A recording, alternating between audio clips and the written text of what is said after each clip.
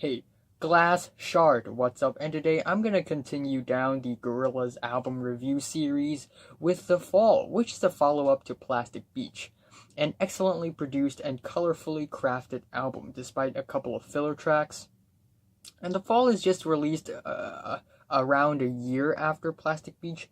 In fact, even less than a year. So there's nothing really that ambitious or larger than life in The Fall.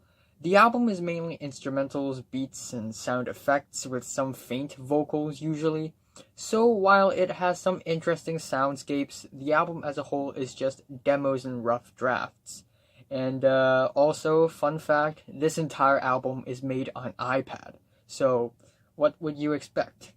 Also, almost every song recorded in the album is recorded in a different place, and usually the song titles and the song lyrics itself are heavily inspired by the place they're recording the song in, with the exception of Phoner, Arizona, of course, which is recorded in Montreal, Canada.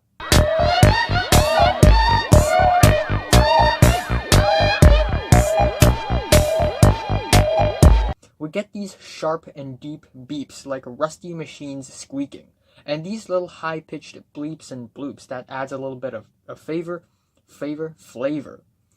Plus, we also get the super distorted vocal sample at the end, which is kinda annoying, but overall the track is just an underwhelming intro. I'm giving it a 6 out of 10. But then there's a standout in the track list that's really, really good. And that's Revolving Doors, the only song in the track list that feels complete. We have these swift, melancholic guitars backing a clear voice from Damon Albarn, and as it hits the chorus, it just becomes a musical harmony of these deep synths, these really well-arranged guitars, and some amazing backup vocals. Revolving doors on a foggy day. I'm hosted by all the bills. I seem to run down here. I'm giving Revolving Doors a 10 out of 10. The next track, Hillbilly Man, is recorded in both Camden, UK and Fairfax, Virginia, and it also features Mick Jones of The Clash once again. We have these very gentle and sweet guitars with a very heavy reverb effect, and it's sort of just cycling in the back forever. Drive away, as in lonesome sound. Then the second half of the track breaks into the dreamy, pulpy synths. It almost sounds like a remix of Donkomatic, which is a B-side off of Plastic Beach. So yeah, this track is still not that great.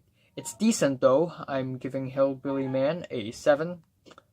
The track Detroit is recorded at Detroit, Michigan, of course, and it's this carefree, summery dance pop instrumental track with pulsating synths and a very steady but bland beat. And there's no persona or selling points to this track, it's just there for no reason. I'm giving Detroit a 5 out of 10, not the city, the song. Then we have Chi-Town, recorded in Chicago, Illinois, which sounds like a soundtrack to an old video game when you're almost reaching the final boss. It also sounds like it would be perfect for Eminem to sample on Marshall Mathers LP 2 for some reason. This song has a much heavier and darker tone with the slowly ascending keys. Do, do, do, do.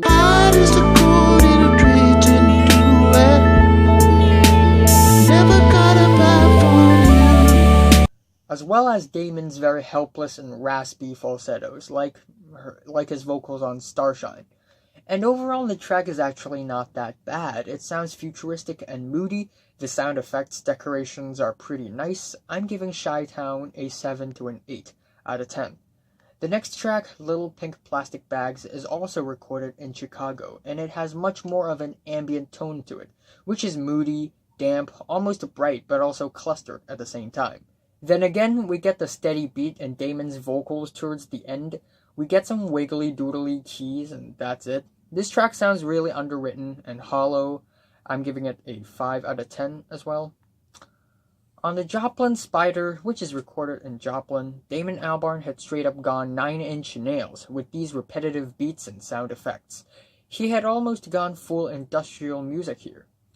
We got the sloppy percussions and the wailing keys. It's pretty noisy and bustly, but even so, this track really fails to convey anything at all.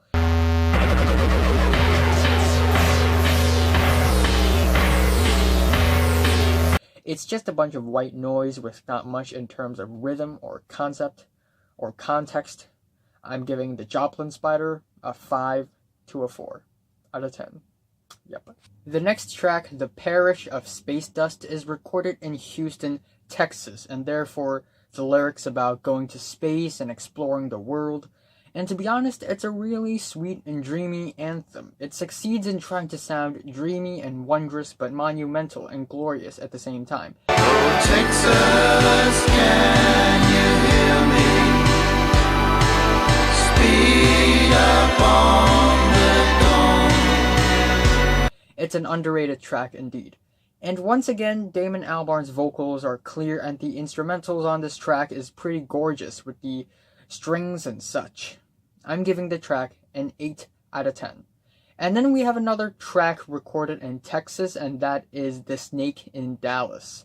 Recorded in Dallas, of course. And this track sounds like something Bad Bad Not Good would make. In fact, it sounds like the album opener for their second album. The track sounds like the background music for a trendy fashion show, with the skippy beat and the hippie cool stretching synths instrumental. Overall, it's not a bad track, but this track doesn't really do anything other than making a cool little instrumental track. I'm giving this track a 6 out of 10. And yeah, I've realized that a lot of the tracks on the album are just fillers, so it's not really that significant of an album.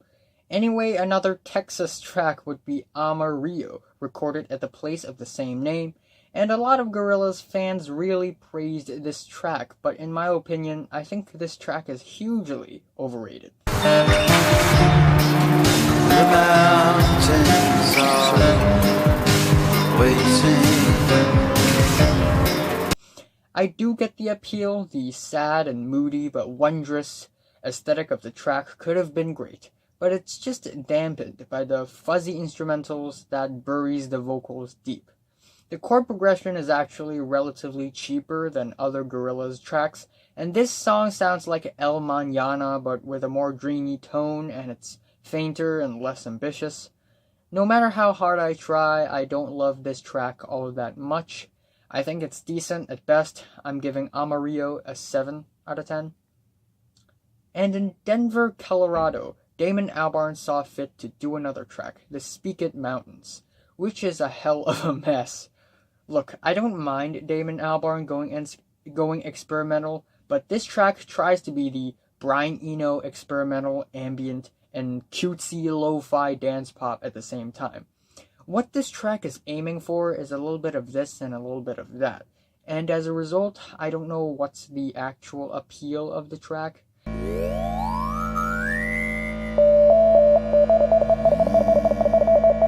I'm giving the Speak It Mountains a 4 out of 10. The next track, Aspen Forest, is recorded in both Vancouver, Canada, and Santa Fe, New Mexico, and it has some interesting water sound effects before adding in some random up and down keys that sounds like annoying alarm ringtones. But then the song continued to develop into this slow jam with a lot of round bleeps and bloops, which sounds very, very mildly pleasant. But still, it's nothing that great. I'm giving Aspen Forest a 6. The next track is Bobby in Phoenix. It's recorded in Phoenix, Arizona, and it features Bobby Womack. Rest in peace. And it's a very sweet and endearing country track that's really peaceful.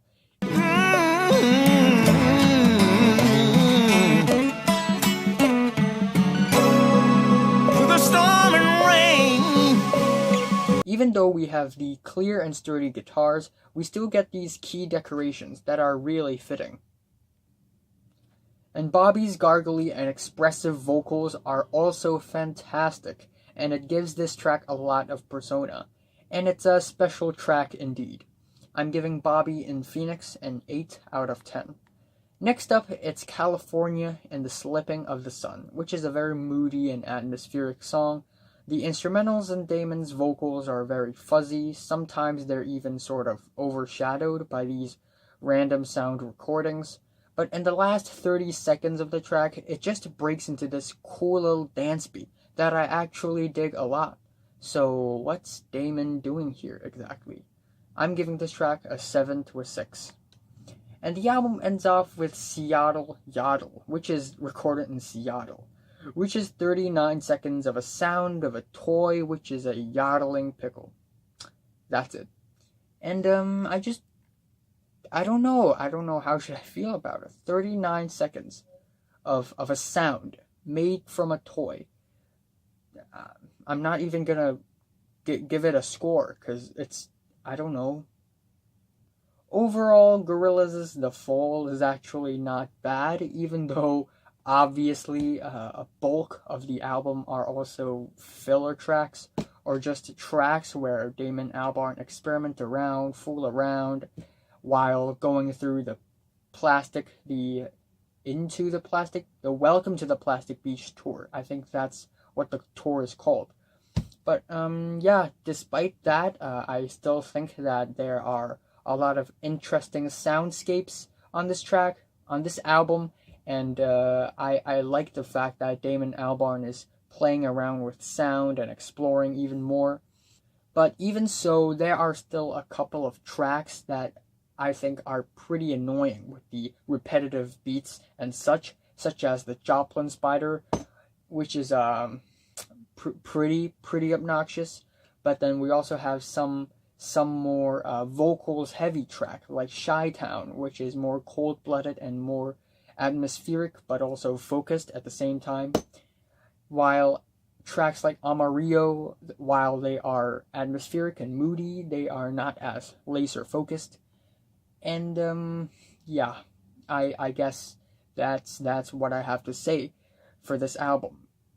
You know, if you're not a Gorillaz fan or anything, you probably wouldn't enjoy this album that much. But if you are a diehard Gorillaz fan that enjoy all three of their studio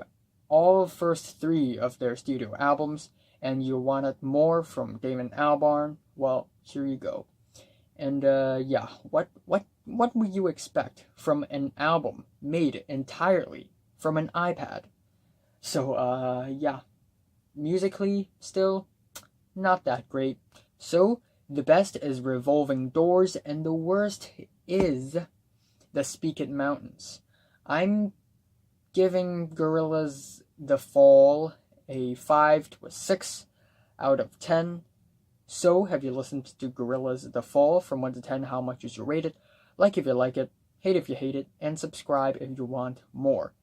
And I know I have to say it for many times, but I will be doing a review of Eminem's Kamikaze and Idol's Joy as an Act of Resistance very soon.